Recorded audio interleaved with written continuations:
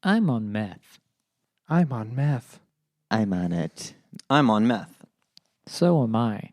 When I'm at a circuit party, I'm on meth. You can be too in South Dakota. Visit today. Meth. We're on it.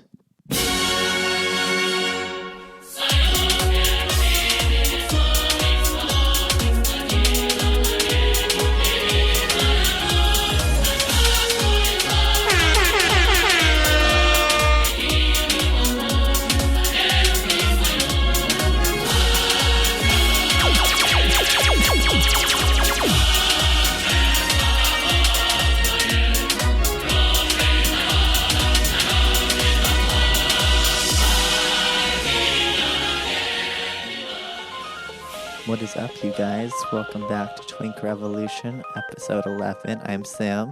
And I'm John. And I hope you're going to travel to South Dakota with us this glorious Thanksgiving. Yeah, Get some meth. I'm so excited for all the PNP parties. I'm on meth. It is Thanksgiving this week. Yeah. It's pretty exciting. We've got a few things for you related to this festive fall season. Yeah. They're all about stuffing shit. Just kidding. It's a weird holiday, though, isn't it?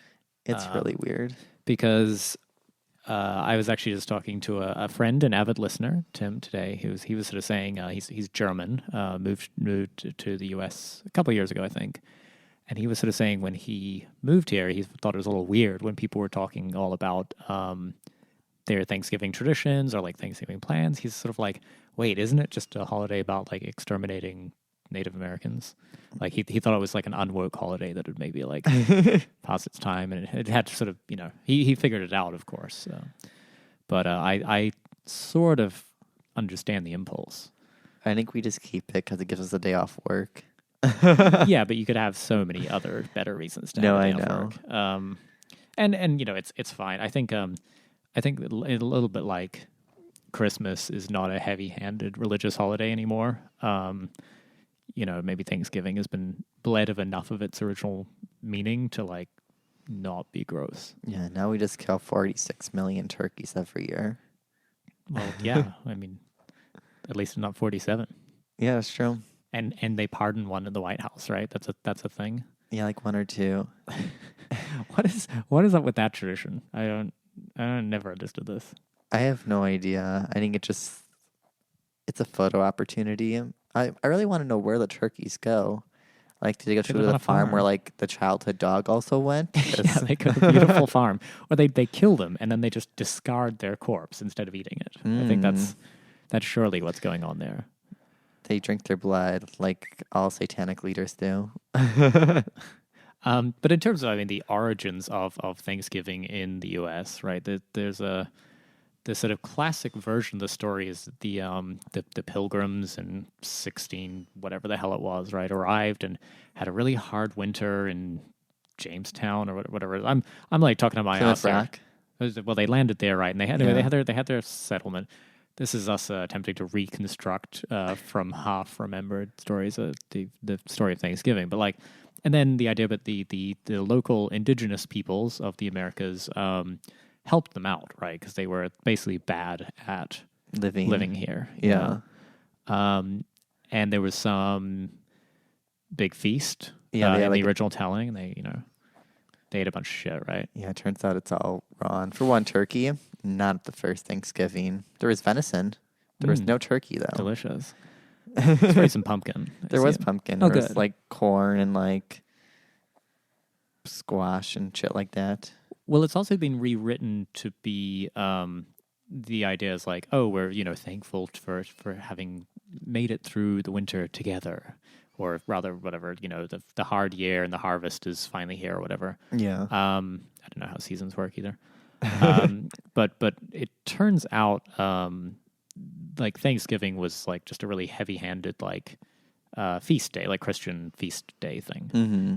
This is just shit that they like have been doing forever, and it was yet another weird puritanical like tradition that they did where you like you had to do some more praising because Sundays wasn't quite enough, and And then it wasn't really a thing, right? Like George Washington did a version of this, which was a Thanksgiving for the end of the Revolutionary War. Yet again, nothing to do with cooperation or the spirit of anything. Just like, thanks God, you did us a solid. And then not really a thing. Not really a thing until like Abraham Lincoln did it during the Civil War, made it a holiday. So astroturfed, bullshit astroturfed holiday. I think garbage. I want to know if it's actually changed at all, because I remember when I was like kindergarten, first grade, they would make the kindergartners dress up as Indians, and first graders would dress up as pilgrims. So I'm like, do they still let children dress up like Native Americans? Because that's not very PC woke. Yeah, I've certainly seen that in movies. I've never experienced it personally. Oh no, we did it. So I can probably say I've worn a headdress, but like the ones made of like cardboard paper and like crayon. Yeah, no, I've seen all that stuff. Wait, would that mean like, is there another Democratic debate showing up soon? Because is there? I don't know. I'm kind of thinking there could be a sort of Thanksgiving production of that nature, like Bernie in a nice little like pilgrim hat, and then Warren in her headdress, Warren in her what is definitely her headdress, the one she owns personally, and which is an integral part of her culture. Yeah, we could make that work. And then Pete Buttigieg dying, like just sort of starving to death or like dying of dysentery or something, because that'd be great. Can Biden be the turkey? Everyone gets to stuff their hand up his ass. I don't know if anybody would want to eat that. Honestly, I don't think there's a lot of good eating left in that one. It's primely aged, dry aged. Yeah. It's dry aged and senile. Yeah, I don't really care about Thanksgiving. It's like one of my like holidays. If it disappeared, I wouldn't give a shit. I think because I only sort of grew up with it a little bit very early on in my childhood, and then when I moved to New Zealand, it was sort of intermittently a thing, but it's not a holiday that is celebrated there at all. So it was only done with like American friends or something, and I love it because I dig the food. I dig I don't know. It's a low impact holiday. You don't have to do anything else. Halloween, I have to get like fucking costumes together. Christmas, I have to figure out gifts and shit and like pretend to be enthusiastic about the crap people buy. That's true. Yeah, I like all that stuff's awful. Thanksgiving, just like turn up and eat.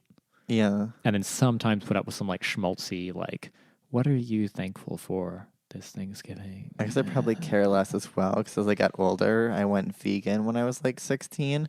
So I always had to make my own food or like have sides, just like plain mashed potatoes without like anything, because like the alternative scene wasn't very good yet. Yeah, so what do you eat for Thanksgiving most of the time? Mostly this aside, so I like mashed potatoes, sweet potatoes, cranberry sauce, gravy. Delicious. Sounds nutritious as well. Yeah, and I usually make dessert because that's the most important part. Yeah, you made like a banging, like, was it a cheesecake or something, like a vegan cheesecake last year? I made a pumpkin cheesecake was it pumpkin last cheesecake? year. Yeah. It was good. Yeah. I'm cooking this year, and I'm not cooking vegan, though. I did kind of tell Sam last Thanksgiving that next Thanksgiving, meaning this one, would be vegan, but I lied. Yeah. Because I just really fucking like cooking turkeys. It's a lot of fun. You love stuffing of sausage. I do. I love stuffing. Sausage stuffing is like my shit. You love the stuff that's sausage in. I do. I like to make sort of loud sexual noises while I cram my hand into the turkey. It's disgusting. It's like it's material that is evergreen. Like that joke never gets old. Nobody ever gets sick of like seeing somebody do a sight gag. Visual comedy featuring a turkey is like the funniest shit ever. What else is going on? There's a giant stock pot. There's sweet potatoes going on. We're doing like candied sweet potatoes, so like with like marshmallows and like I think brown sugar. Yeah, I haven't looked up a recipe for that one yet. It's easy. That's an it's extremely just like butter American. and brown sugar and like marshmallows and sweet potato. It's the I best hope shit everyone's ever. taking notes at home. It's vegan butter, just in case you were. Yeah, it's And Miyoko's. vegan marshmallows too. We're not sponsored, but we'd love to be. Yeah. Mucus is the official sponsor. Twink Revolution. Butter up your holes, guys. Yeah, I don't know. Yeah, fuck ton of mashed potatoes, I think. And Yeah. then I'm a gravy partisan. I genuinely believe that all of this stuff is really just a delivery mechanism for gravy. I agree. Yeah. So the gravy, like the amount of effort that goes into this meal is about like a 10-to-1 ratio of like effort goes into gravy versus the rest of it. The rest of me garbage you just drowned in gravy. Yeah. I burnt myself in cranberry sauce as well, and Sam injured himself. Yeah, I cut part of my nail off. That's pretty wonderful. Yeah. I was peeling apples and peeled my nail off. And then I cut my thumb with a chef's knife, which was fun. So we're great cooks, obviously. We're doing great here. Yeah, We're not falling apart at all. Yeah. Well, I mean, the one part of the tradition that is kind of schmaltzy, but actually, this is a genuinely nice quality because I feel like, we on the left can spend so much time railing against the state of things and being so disenchanted about the state of the world that, it's actually nice to pause occasionally and say, "What are you thankful for?" What are you thankful for, Sam? That's a good question. I mean, the world hasn't fallen apart yet, so I'm pretty thankful for that. That is pretty good. Yeah. Yeah, I was trying to think of this, and I honestly I had shit. I'm thankful we haven't had another land war yet. That's kind of fun. Not yet. Well, yeah, not yet. Anti-war causes was probably my first real political awakening during the Iraq War. So I figured that's always one that kind of gets me pretty fired up. So lack of war, that's a good one. Not true everywhere in the world. I just mean literally, our taxpayer dollars haven't gone towards a declared war in 50 years. But so let's chalk that up to a win, maybe. Yeah. Undeclared wars. I'm thankful for those. I guess I'm thankful that books are no longer dying. I mean, online books are plummeting while books are coming back up again. Oh, really? I buy a lot of books. Yeah, I'm the physical copies. Yeah, I buy physical books. At my old job, because I did book publishing, they were like, should we do ebooks? And they're like, well, the numbers are dropping, so it's not really an investment. So maybe we're de-accelerating. I'm okay with that. Also, I haven't puked from drinking or anything in a good year, so that's pretty awesome.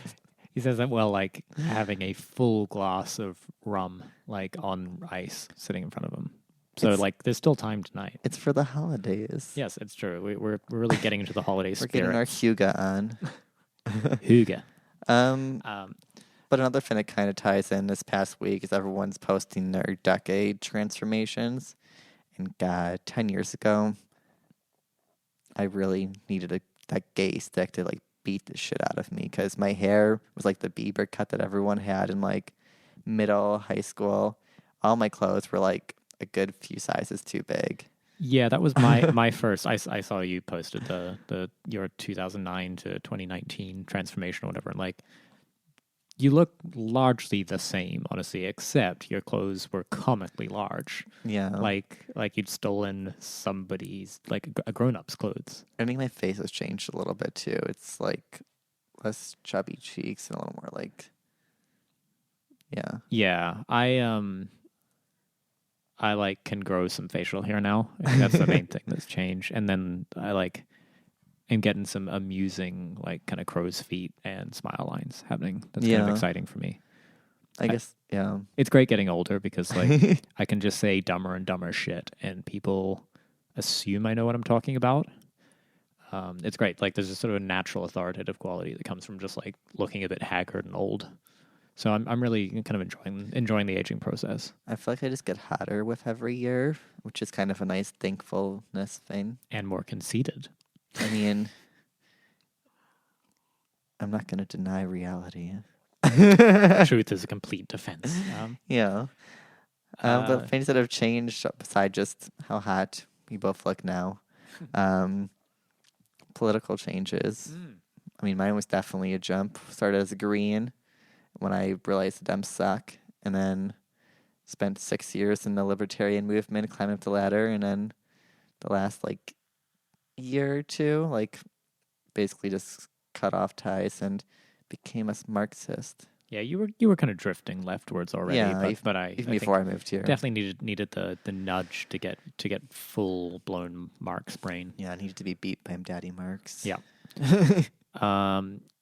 Yeah, 2009 was probably like the nadir of my political involvement. I was sort of a pretty committed Trotskyist once upon a time, and then there was no organized socialist movement to speak of. Like being a socialist by yourself is really tragic. In New Zealand? Yeah.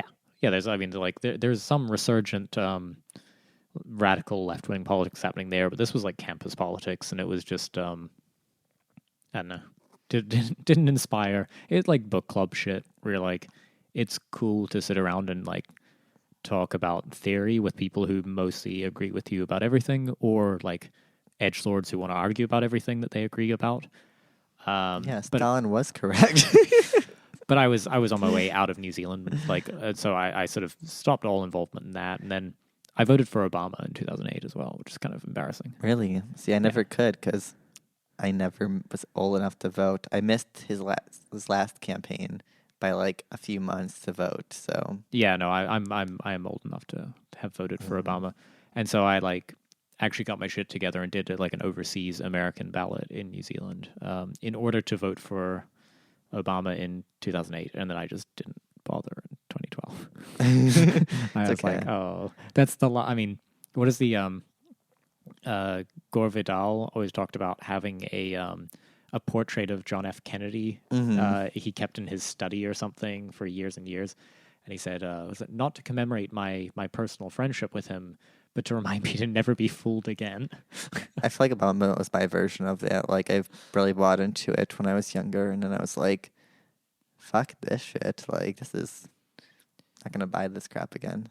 Yeah, I mean, I feel like people forget just how, like, terrible and scary the Bush years felt. Particularly if you were, like, there's a reason people like Jon Stewart and, you know, Colbert or whatever are considered these, like, folk heroes of the left, and I use that sort of in the loosest sense possible. Yeah, it's because even to be like a lib in, you know, the Bush years was kind of scary, like, or just, you know, it felt like shit was going sideways real fast, and so, you know, that I think inspired me enough to, like, I don't know, try voting for Obama. I was like, oh, look, this guy is so charismatic, and he's really talking about some stuff that sounds so different to the political reality right now. Thank God for that. Let's go for it. So anyway, I did that, and it was 2008, so like he made a really good message. He had a great campaign. Yeah. Oh, it was, I mean, shut down Gitmo, end of wars, like all those successes. Yeah. Bail at the banks. I was a really big fan of that particular platform. Love it. Yeah. So anyway, yeah, that's probably a big change. And then, like, I kind of got back into more radical politics when I kind of moved back to the US like 6 or so years ago. Makes sense. Yeah, it was more like there's actually you could actually find some radicals and like find some people to talk to and people to challenge your ideas, and you can like. And I kind of moved like I'd abandoned sort of Trotskyism a long time ago because like that's I'm not gonna like I'd say now like I'm a big fan of being like a non-denominational Marxist. I'm just like, you know, I agree. Like I ascribe to all of these political theories and this particular mode of analysis, and then like whatever party's going on, you know, whatever the thing is, I'm happy to get in on that shit. It makes it easier not to fall into a trap again of like, oh, this is shitty. Now I have to like change my whole thing again. Yeah, I mean, and gets you off the sort of what is it, God that failed, you know, conveyor belt of like Trotskyist and neocon, which, you know, oh so seductive, really. I'm disappointed. I would like to see a neocon Gian. Just kidding. Give it time. Yeah, I've still got a while. I mean, getting, you know, leftism is like the current grift I'm on, but I feel like, if it ever stops paying off, I'll go become a neocon. Yeah, the super luxurious world of being a leftist. Yeah, no, well, the big media jobs, all the prestige. Yeah, it's a cushy gig. love it. But kind of going off to campaigns and shit. Celebrity endorsements.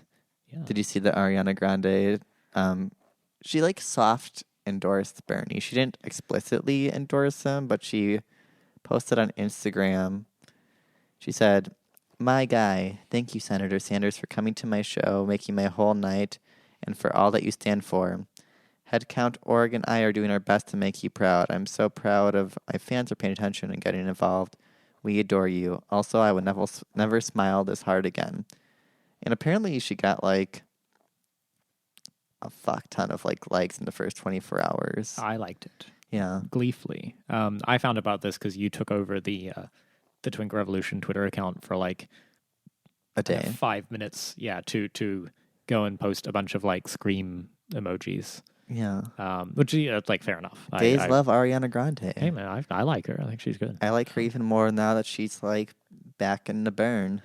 Yeah, I'm happy to separate art and politics. Totally. But it's always nice when they coincide in the correct way. Yeah. Plus, that was a big concert. Apparently, it was like, do you know the show Victorious? It was like the show she was on like Nickelodeon before she became famous as like a superstar. Oh, I assume she was just like created in a lab. I didn't know she like, had a life. She had a few of her fellow actors on to like sing and perform. So it was like viral, like worldwide. So what was Bernie doing at the show? I think he was just invited by her because I think they're doing like a campaign to like get more young people to vote.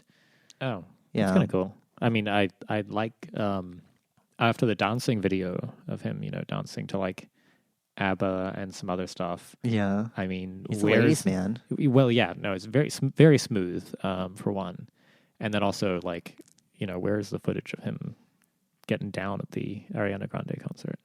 I really want to see that actually. Me too. He was smiling pretty fucking hard though in that picture. I think he just like because like, I think everyone views him as a grumpy old man, but like he's a regular person who like can have fun and stuff too. Yeah, no, he's utterly insane, I think, but like in a good way, in a recognizable way of like what it's like to sort of sit outside the political consensus for a long time. I think. Yeah. May we all be so lucky as to be right that often. He gets lots of love though from the celebs. Not like what is it? Nate Silver and 538 do this like in endorsement tracking thing. Yeah. Where they like have some ridiculous a fancy algorithm for rating the value of different endorsements and stuff. But the ones that matter really is Killer Michael. Yes, Killer Mike. Cardi B, Danny DeVito. Who else? Susan Sarandon. Oh, yeah. See? All the ones that matters. Has Jane Fonda endorsed? No, she didn't give any money. She gave money to Amy Klobuchar What and the Warren. Fuck? Hanoi Jane? Really? Yeah. You cannot tell me that Amy Klobuchar would, like, be, I don't know, like, anti-Vietnam. It was really weird. That's weird. That's disappointing. It's like Ellen gave a bunch of money to like Pete Buttigieg and shit. Oh, that's completely unsurprising, though. I mean, it was only because George W. Bush can't run again. So, yeah, yeah. I it doesn't really matter. Although it is kind of fun when like it turns out that people can be class traders. Yeah, like it's cool. I think there are people who are getting, they are mega wealthy in sort of both relative and absolute terms, and yet they can still be like, hey, I think this political program is one I would like to get behind. Yeah, so, cool. I mean, personally, I wish celebrities would just avoid politics altogether in a fake atmosphere, like the whole like media sphere. But if they're gonna be involved, I'm gonna like call that shit out or support that shit. Yeah, I mean, that's fine. If it gets somebody to go vote for Bernie, I'm fine with it. Although, like, do we extend this to fictional characters as well? I want to know what, like, Harry Potter. Yeah, Harry Potter's voting for Buttigieg. Yeah, totally. Hermione's definitely a Warren stan. Yeah, although maybe Kamala, because Ooh, that's she's good. kind of like a tattletale as well. Yeah, she's a policeman. Yep, you're listening to the Harry Potter cast, the premier Harry Potter speculator. Yeah. Fucking, what is it like? What is it with? No, I'm not even gonna unpack why liberals love that shit so much. I mean, I liked it when I was like a child. Yeah, no, I mean, like you can just enjoy that media. It's yet again about like being able to separate, art and politics from like saying, yeah, whatever. You can just go enjoy that material if it's something you enjoy. You do not then need to reinterpret the entire fucking universe through the lens of a children's book about wizards and dragons and shit. Same with Game of Thrones. It's just like, ugh, read another fucking book. Yeah, but celebrities, sadly, most of them are neoliberal shills and support Warren or like Biden or Buttigieg. I mean, naturally. Think of like the Obama and like Hillary campaigns. It was like Beyonce and like Katy Perry and Miley Cyrus and all these like people who, most of whom are like uninspiring and like just like. Are you not entertained? Completely. Like their songs are fine in like a club, or like if you're trying to find like high quality, deep music material, probably not the people you're gonna go for. No, and yeah, to the extent that these endorsements are meaningless unless they agree with me. Yeah. I'm looking forward to like Howard Stern coming out with his endorsement for like a Maoist microsect candidate. Who else can we get in there? Like Joe Rogan. Yeah, we'll endorse like Jucheism. Is that what his name is? Baked Alaska. We love our cops, our law enforcement. Yeah, Baked Alaska. Who's he endorsing? Like these are the important questions. I feel like Donald Trump. Really? I think he did last time. I don't know. Like probably, but yeah. Does that grift still pay? That's the question. I assume it does. Totally. Yeah, I don't think anything's changed. No. Like, we're just rerunning the 2016 election, but for this performance, the role of Hillary Clinton will be played by Elizabeth Warren. Yeah, they had to get a POC cast member in for diversity's sake, so they chose a Warren because sadly Hillary had no diversity in her. Right, they just recast. Good. Yeah. No, we're just rerunning this goddamn thing again, and it's already starting to happen that like somewhere between sort of impeachment and like serious like Sorkin brain, the liberal is starting to do the whole like, oh, there's no way Trump can win. Like, are you kidding me? Like, what a ridiculous thing. I think he has like an 80% chance of winning. Yeah, I mean, and that's being like conservative, in my estimate. Yeah, even if Bernie is the candidate, there is a chance that could still like not go super well. Yeah, I know lots of like libs in like DC and New York and like SF are like, I won't vote for Bernie if he's the nominee. And it's like, well, I guess you want Trump, so. Yes, that particular accusation is made against anybody who doesn't line up behind Elizabeth Warren or Biden or whatever. But I still think the polling at least suggests that Bernie is the only person who might beat Trump, but it would still be a close race. If they don't choose Bernie, I'm just gonna go back to Wisconsin and vote, and I'm gonna vote third party again. Perfect. Yeah, that'll vote. Make sure you vote 16 times. I'm gonna vote Jill Stein, even though she's not running this year. We're gonna write in Jill Stein, or vote for Hillary Clinton, but 4 years too late. Yeah, perfect. And her running mate Harambe. Yeah, if you really want to upset your liberal family at the Thanksgiving table, make sure you just talk about how you're thinking about voting, moving to a swing state and voting third party. It'll go great. Oh, I got my whole family to vote for a third party in Wisconsin. Wow, you gave us Trump, Sam. You personally. Yeah, all 4 of them. Don't you know Hillary only lost by 10,000 votes in every county of the 100 electoral college districts she'd lost in. Yeah. Well, I mean, how am I gonna mix my drink right now if I don't have any like liberal tears. No, I'm just kidding. Yeah. Voting third party to trigger the libs. Yeah.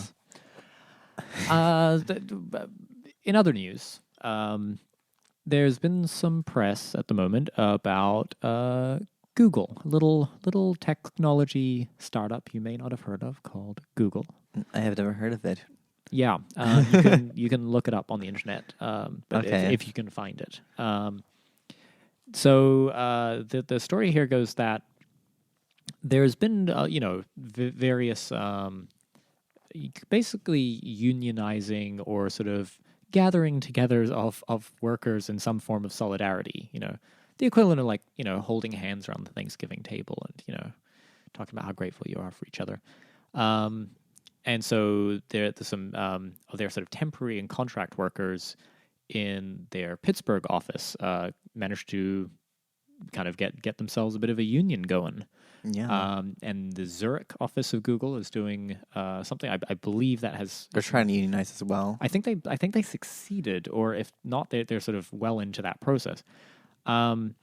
There, as you can imagine, is sort of plenty of people in other offices, I assume, who are looking at this and thinking how it might change their lives. Particularly, this is all against the backdrop of things like Google giving a giant golden parachute, I think about $90 million, to an executive who was, I believe, sort of accused of sexual assault or sexual harassment. I don't remember the exact details there. Why so little? Yeah, exactly. Yeah, instead of just sort of firing this person, they Yeah.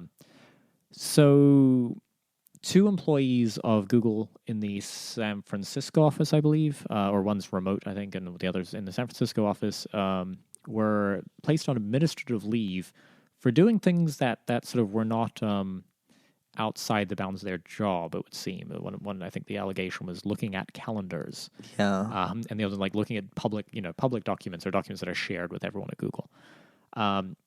Presumably, and this is me speculating, in an attempt to kind of figure out what Google's up to, because Google's hired a sort of union-busting consulting firm, things like that. They've also been doing a lot of restrictions on what workers are allowed to say to their bosses and stuff now. So it seems to be a lot more censorship within the organization. Yeah, they've sort of canceled their weekly meeting where they can ask questions and things like that. The question section got taken off. So there's been a lot of because there's some rabble rousing going on within this enormous money making machine. It seems like the Google management are very terrified of this and are really trying to stamp it out effectively. So these 2 employees, Rebecca Rivers and Lawrence Berland, were placed on administrative leave. And as of today, Rebecca tweeted that she had been let go officially today. Ooh. I'm not sure about Lawrence. So there was a protest last Friday at Google San Francisco, which I happened to turn up to. How was it? It was great. It was well attended. A lot of Google employees, and then various other supporters, and people from some other tech companies in San Francisco. It was pretty cool. There were some organized labor elements there. I believe there was a PA system because there was people speaking. Lawrence and Rebecca both spoke, and the sound system was provided by one of the unions. I think the audio and stagehand union or something like that. So that was super cool that there was there's some real stuff going on there. So yeah, it was really well organized. The speeches were very inspiring. I think it was trying to, I think, both sort of correct the record of what the conditions or the circumstances surrounding these suspensions were, and then also a lot of talk of solidarity with some of the other fights going on, like the contract and temporary workers at Google have a real rough time. Yeah. They do not get some of the all the famous Google perks. They are explicitly not given. So that was cool. I know Lawrence a little bit. I've known him for quite some time, actually. And so, yeah, I've been sort of following the story pretty closely, and it was, I don't like to see that this is happening to anybody, and I'm sure it's a real rough time for both of the people directly affected. But what's really cool is seeing sort of what it's doing in terms of bringing about some kind of consciousness or solidarity between Google workers. When Lawrence was called in for his his interrogation. It really was an interrogation for hours. He had about 20 other Google employees turn up with him. And you know, they wouldn't leave and things like that. There's a Vice article, I think, detailing some of that. But how cool is that? So Did you smash any Starbucks windows? me personally, Just a protest. no, it was a very orderly protest. Well, A lot of good. how are they going to win? It's true. Maybe a general strike. How about that? Oh that'd actually be better than like 90% of general strike calls on Twitter. Yeah, I mean, don't even need a general strike. I think just a Google strike would help. So that was pretty cool. Yeah, so just, you know, good luck with that, Googlers. I hope everyone takes notice and stands up for their rights. I mean, the precipitating event here was really around things like Google's interaction with law enforcement, particularly ICE and Customs and Border Patrol and things like that, and the kind of like military and drone contracts and facial recognition contracts and things. And I believe some of the stuff around YouTube censorship and like hate speech. Yeah. So yeah, I don't know. It's kind of interesting. Like, I feel like if Google manages to make some progress in this area, and by Google I mean Google employees and workers, then it could really transform some of, like, I think how other, particularly like, you know, PMC knowledge workers, you know, office workers and white collar workers think about their relationship to unions. Like, if Google employees need one, despite, you know, their beanbag chairs and their lava lamps and their Razor scooters or whatever, then hey, maybe I could benefit from one too. Like it's enough to hopefully inspire a little bit of thought about what the value of solidarity is. Like, it's all good and well in good times, but you know, when things get rough, it turns out it's really nice to have a few friends in a lot of low places. Mm-hmm. Yeah, but they're not the only like unionizing effort that's kind of been in the news. The National Center for Transgender Equality just got a legal action taken against it by the nonprofit Professional Employees Union, because they basically laid off or fired a bunch of employees who were working on collective bargaining, which is great to see. I mean, I love LGBT equality, also getting a chance to crush labor in the U.S. Yeah, nice to sort of see the sort of natural assumption is that a transgender, you know, equality charity must be like good, right? Like, clearly this is an organization that has the best interests of you know, the working people and the downtrodden, and the oppressed and the marginalized at their heart. But no, they're just a business like everything else. Yeah. And it sounds like there's a lot of stuff about the leadership or the founders Being really bad. of it are, yeah. So there's a lot going on there, but it's sort of fascinating, right? That like a you know, ostensibly a charity or whatever, or a non-profit, right, is really concerned about their profits. Like, you know, worried about how you know, a labor union might affect their ability to do what, like discharge their mission. Not at all. Not endorse Hillary Clinton enough. Yeah, God forbid that the workers might accidentally have some say in how they do this work. Yeah.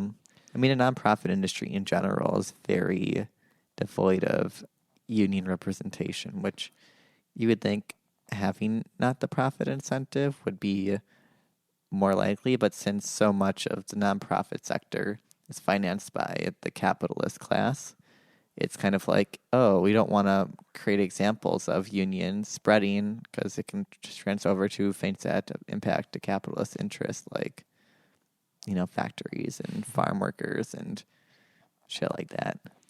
Yeah. I mean, it is nice to see, though, that, like, given that the U.S. had, in the early part of the 20th century, an incredibly vibrant union culture, that it's kind of coming back.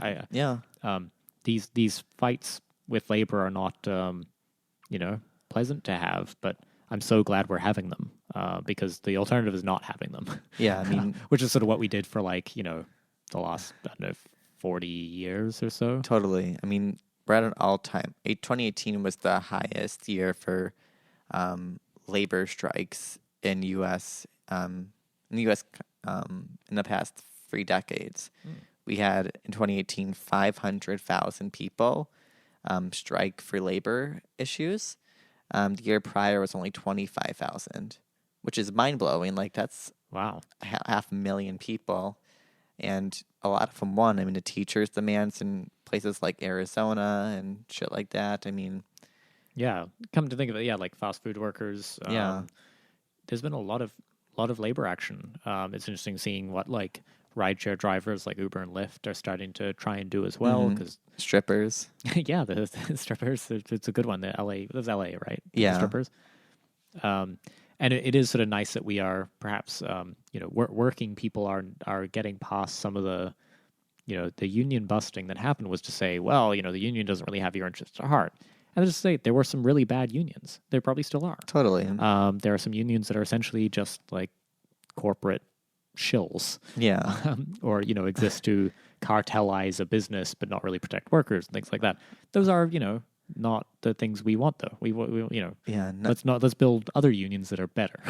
The solution is not no unions. Are you saying the AFL-CIO getting rid of all the communists back in the day wasn't good? That's Phil Oak's line, right? I'm glad all the commies were thrown out from the AFL-CIO board. Yeah, I mean, and there's been some other cool ones. Anchor Brewing Company got their union effort done. There's a really great Chapo Trap House episode, I believe, with Brace Belden, who talks about how they got that done. That's really cool. It's back a few months, I think it was March or something. Yeah. And then Kickstarter is still, I believe, having a fight. I don't know. I think their union has not been recognized voluntarily, and I think they're still having to go through that process. So, I don't know. Yeah. Go find out if there's a union happening or find some protected concerted activity. The trick is keep it on the down low. Like the mistake people make is getting excited that there's this going on in their workplace, and then like gossiping about it at the water cooler. Yeah. Keep it real down low. The trick is keep it very, very secret until you have until you want to play all your cards at once. And then, and by play all your cards, I mean card check, bitches. I mean, it's really interesting seeing this reinvigoration of labor because it's kind of channeling into like the media and stuff. I mean, I just saw on Twitter the show Shameless, which is like kind of like a working class Irish family in Chicago. One of the characters, she learns what unions are and gets her, I think they're welders to like unionize. Bob's Burgers, they had like a few years back a tenants union like rent strike. Like Nice. the fact that it's being in mainstream media content, just kind of showing how the zeitgeist is kind of changing in the U.S. Well, and I think that's perhaps why there was an article, and I hated it. Yeah, it was by The Intercept. Yeah, it was published in The Intercept by, I think it was Ryan Grimm. Yeah, Ryan Grimm. It is Ryan Grimm, yeah. It was gross. And it's, let me find the actual article. Oh, here we go. It's called Fighting Words. In 3 touchstone speeches, Elizabeth Warren grounds her campaign in a history of American protest and movement building.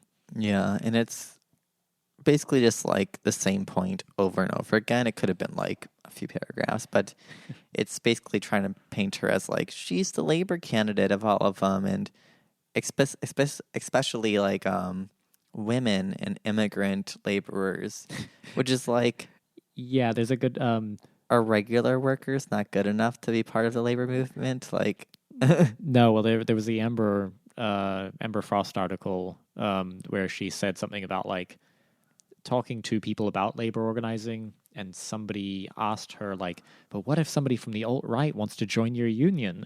And she's like, well, then you've won. Like that means you've achieved your aim. So yeah, this sort of The Intercept doing this sort of breathless hagiography of Elizabeth Warren's labor record, and then talking about what is it, that she held an event in New York City's Washington Square Park, chosen for its proximity to the 1911 Triangle Shirtwaist Factory fire. Like, are you sure? Are we sure that's why it was? And if so, like, what would that tell us? Yeah. That there's no worker strikes or labor actions happening. And has she recognized her campaign union yet? Is that a thing?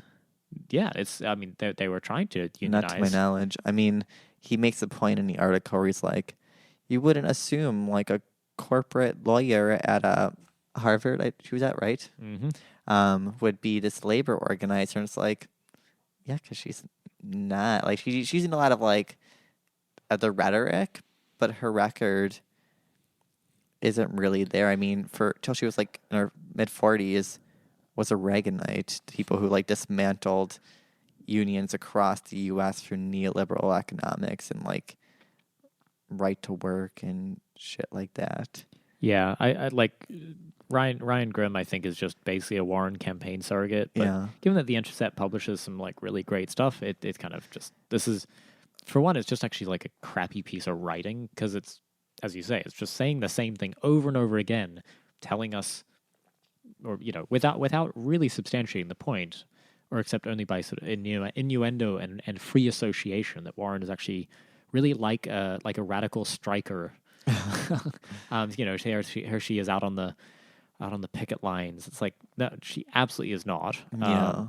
She really like not that candidate. And the effort to, well, what is interesting is that somebody would feel the need to try and make her appear that is kind of encouraging. Mm-hmm. It means maybe the times they are changing. Totally. But it still has a lot of this like PC language where we can't just focus on labor. It has to be some subset of like the country. It has to be like women or like black women or like yes, the black women are mentioned a lot in or this article. immigrants, and it's like those are all great, but when you say labor, that includes them already. You don't need to emphasize like right. Being a worker is enough. Yeah. What else do you need to be? I mean, I'm mad I didn't say like asexual, polysexual, black people in wheelchairs, labor organizing. Like, why is that not in there? Yeah, why did they go out of their way to exclude those people? Yeah, racist, from the Warren campaign. Ableist. Yes, it's racist, ableist, and sexist, and Totally. polyphobic, and I will not stand for it. Yeah, yeah. So anyway, this is just this absolutely breathless history of like some other candidate. That's like it's of a fictionalized version of Elizabeth Warren. Don't read it. It's bad. yeah, It has a little bit of interesting labor history in it, but just like you can get that much more easily. yeah. Read a book. Yeah. Not Harry Potter. Yeah, Not fucking Harry Potter, man. Lord of the Rings. Although, remember how the house elves in the Harry Potter are actually like start trying to unionize, and Hermione tries to I remember that actually. Oh, see, see. She tries to. So actually, J.K. Rowling invented unions. Yeah. Did you not know that? Like the history of labor organizing is actually the history of Harry Potter. Fuck, this is the most I've talked about Harry Potter in like a decade or two. I mean, no one really cared that they were slaves. So. Well, Hermione did, but no, yeah. Everyone else was the readers. It's like, let's just like completely ignore the mass slavery of like the wizard empire. At least the Muggles got rid of all the slaves. Yeah, I'm gonna. Yeah, you're right. Calling them house elves is such a wonderful euphemism. I'm gonna start saying that my T-shirt made in a Bangladeshi sweatshop for fast fashion is made by house elves. A factory elf. Yeah, factory elves. Exactly. It sounds so cute. Yeah. Google's engaging in elf busting. Wonderful. Well, and so we are meant to be being thankful. Yeah. So we stumbled across kind of the most wholesome content I think I've ever seen on the internet. Yeah, especially from like the source, New Now Next, which is like 99% the shit that just melts your brain. It's like doing a bunch of math and be like, why am I not thinking properly? Just read that. But this is actually a great article. Yeah, so the title is, I'm a fat queer woman who found my chosen family among the Juggalos. So when you sent me this, I was like, oh, fuck, this is going to be completely awful. Like, for one, whenever you have to mention like a million identity descriptors, I'm always skeptical of it being a quality piece, just because it's Yeah. almost just always like liberal woke bullshit. Right. And then Juggalo, so I'm like, oh, there can't be anything to this, because like everyone just thinks of it as like some weird like fat white people who like Insane Clown Posse and drink Faygo, Yeah, I mean, and that's which is partially true. yeah. So the the article says, if home is where the heart is, then mine is at an Insane Clown Posse concert, dripping in Faygo. Yeah, and I kind of loved it because it sort of locks into the idea of chosen family, which is I don't know, near and dear to my heart. It's a kind of precious concept in the LGBTQIA plus community. Do you want to explain what that is? Just because I'm pretty sure a lot of straight people don't really understand it, but like Yeah, the relevance of it to like the yeah. I gay forget we have community. straight listeners, and like, thanks for listening. I appreciate it. We hope you're not too alienated by this shit. Chosen family is like the idea of your family you were born into might not really be optimal for you for many reasons, right? This is a common experience, I think, for many people. For not being straight can be a bit of a barrier, or not being cisgendered can be a barrier to forming some of those familial bonds or being accepted within the family. So the idea of chosen families is that people tend to assemble these families, and like you kind of ask your gay friends who their chosen family is, and you'll find they have assembled some familial structures that are usually pretty sprawling, but it's a close knit crew. And so, yeah, it's a cute article about the chosen family being juggalos. If you don't know what Juggalo is, so Juggalos are fans of like the horror music genre band called Insane Clown Posse. So they all wear like crazy black and white clown makeup.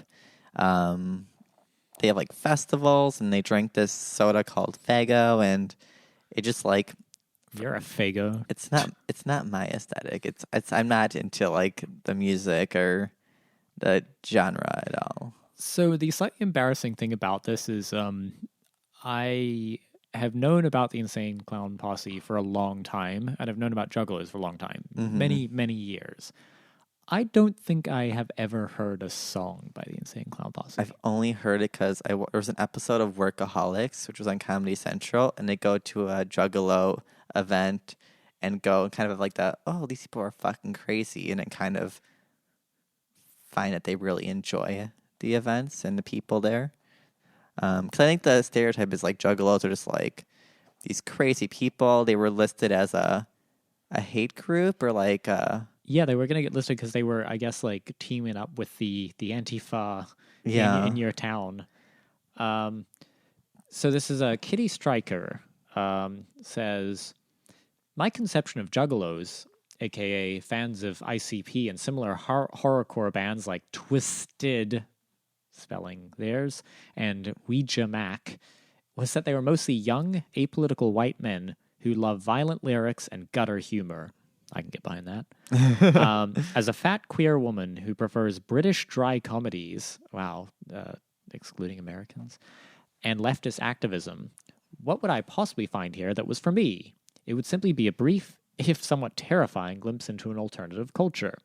So we're getting, it is established as a, participant observer study of the Juggalo in its natural habitat. I never thought I would find my family among the Juggalos, but once I let go of my preconceived prejudices, I discovered a community that had more solidarity and heart than I had ever been a part of before. Juggalos bowled me over with their generosity and love, even when I was new to the subculture. Coming from groups that were obsessed with gatekeeping, goths, geeks, and gamers, to name just a few, I entered the space fully prepared to have to prove myself on some level. I think the gatekeeping point is kind of really interesting because being on the left, gatekeeping is everywhere. Same with veganism. Being part of the vegan world is very off-putting to me primarily because it's full of gatekeeping and purity tests. The one nice thing about sort of just being a homo is you can kind of just like suck a dick to get in. Yeah. There is gatekeeping, but like you can suck the gatekeeper's dick, and no one's gonna be like, "Oh, are you gay enough?" Or like, "Oh, you like butt stuff or dick stuff?" Yeah. Welcome. Yeah. No, it's sort of gatekeeping is a unhealthy and counter solidarity often, which I Yeah. think is why this article felt so so on theme for us today. Instead, I felt more comfortable in my skin and in my queerness when hanging out with a bunch of dudes who like to wear clown paint and cover themselves in the soda Faygo than ever before. For queer people, representation in media is still woefully inaccurate. For fat queer women like myself, that's especially true, even when in LGBTQ-centric spaces. We're often only allowed to embody one marginalized identity at a time. Hence why there's 16 identity signifiers. I can exist in the fat community where my queerness is too often pushed aside, or in the queer community where my fatness renders me invisible.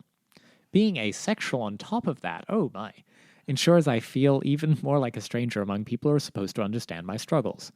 Wow, a lot of labels there. Yeah. I mean, cool. Yeah. Because she found Juggalos. But the Juggalos embraced me immediately. At the first ICP event I attended, I wasn't the fattest person in the area. I wasn't even the fattest woman in the area. And it didn't matter at all. Wow, she's really engaging in spending a lot of time preoccupied with the size of other people. Yeah. All around me were people of all body types, both with and without visible disabilities, all wearing bathing suits, eating hot dogs, laughing, dancing, and having a good time at this water park. Wow, this is a future liberals want. A man who I later learned was famous for his heaviness. Wow, okay. Is that a thing you can get famous for? Oh, totally. Cool. But only for men. I think for women, actually, well, there's the plus size models now too. I'm sure. He's famous for his heaviness. Yeah. Cannonballed into the nearby lake to the good-spirited cheers of people on the shore. No one was policing anyone's food intake or laughing at the way someone's belly jiggled. Just, I mean, as an aside, honestly, if you roll in circles where people are policing food intake or laughing at the way someone's belly jiggled, get better friends. Yeah. People to fuck off. Go make friends with Juggalos instead. They sound cool. Yeah, I mean, I feel like the gay community, and that's definitely like the body shaming is definitely a thing. Like, it is, but it's fine to just ostracize the people who engage in that. Like, what the fuck? yeah, That shit's gross. What about my queerness? I'd heard tales that Juggalos were pretty homophobic. Oh my, there's a link on that which I haven't clicked. So I was still a little hesitant. I didn't experience that at all. Quickly, I had some insightful discussions on bisexual visibility with Juggalos and Juggalettes alike. Oh my, Juggalettes. what a fun word. Sounds like a euphemism for tits. Yeah, I'm gonna play She for had nice Juggalettes. Juggalettes. And was alert that trans women were welcome to compete in the Miss Juggalette pageant because, after all, they were Juggalettes too. That's pretty fucking woke. Like in like the most like wholesome kind of way, not like Yeah. they're trying to be like just like, oh yeah, you can do it too. Yeah.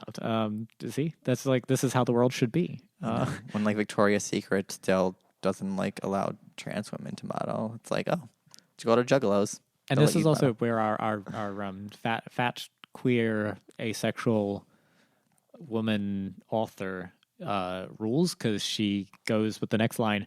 The simplicity of that logic wasn't lost on me, but it was refreshing considering how trans-misogynist, quote-unquote, liberal women's events are elsewhere. Oh, yeah. I feel like Become she, a juggalo to own the libs. I feel like she might actually be a leftist. No, I think she is. I mean, yeah.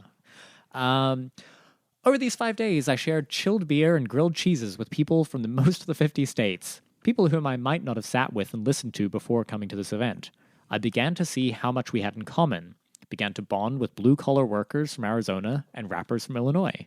As we hugged each other, screaming lyrics to our favorite 80s and 90s hits late into the night, I realized that this clown-faced group of weirdos felt like a family. I wanted to hang out with them more. See, this is rules. Yeah. This is my socialism. It's Juggalo socialist. So I did. Being in the Bay Area queer scene and body positive activism space had made me feel bad about myself in unexpected ways. I think this is interesting. Bad about my body, bad about my introversion, bad about my dancing, bad about my lack of money. Being around Juggalos, by contrast, made me feel included. These people would give me the shirt off their back so that I could feel part of the crew, and it was a wonderful feeling. They delighted in being outcasts, and were also quick to make sure you didn't feel like an outsider. This rules. I'm going to become a Juggalo. Yeah, let's go. This is so wholesome. I'm thankful for Juggalos. I no longer had to pretend to be something I wasn't in order to fit in. I was liked exactly for who I was, and it was intoxicating. I started going to more Juggalo concerts and events, weighing in on Juggalo forums, hang out with my new Juggalo friends, listening to their music, sharing their art. If home is where the heart is, then mine is at an ICP concert dripping in Fago. When we talk about chosen family, the implication is typically that one chooses new, non-biological family members. In many ways, though, the Juggalos chose me. Wow, did she consent to this?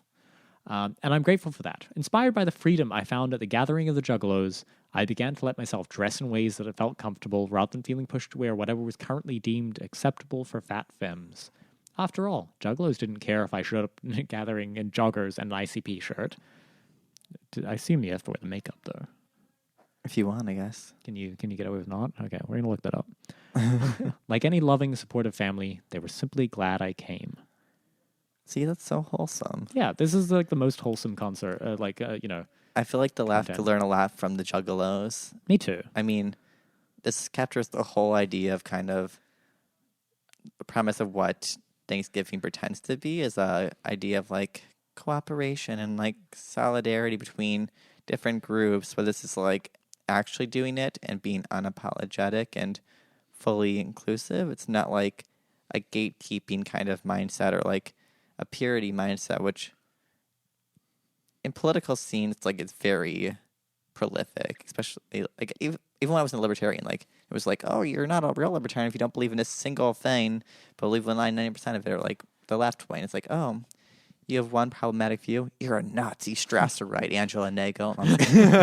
Yeah, I think this one hit home for me precisely because whatever about Juggalos is more like as a model for interaction in the building of solidarity, which I think is like the main thing we can hope to do that's like worth doing politically. Yeah. Voting is bullshit. Do it anyway, but like it's not going to change anything.